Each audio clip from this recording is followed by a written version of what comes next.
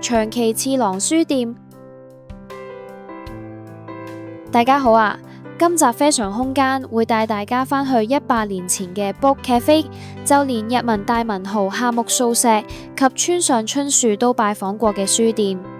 呢間就係位於熊本市大名鼎鼎嘅長崎次郎書店啦。喺遠處，我已經俾呢間時空定格嘅 Book Cafe 吸引住。馬路上穿插住昭和時代嘅電車、西洋古色街燈同道路上嘅電線縱橫交錯佈局，整個環境氣氛令我明白點解民國時期有咁多有識之士要去日本留學。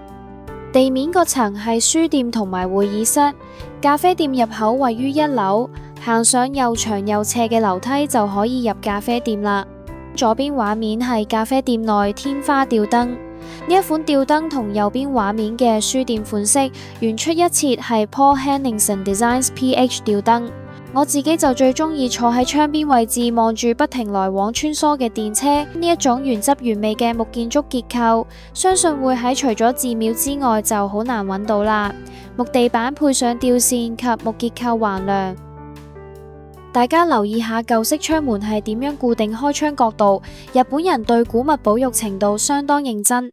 熊本市的確係一個好特別嘅城市，新舊交拼可以堆砌得咁完美。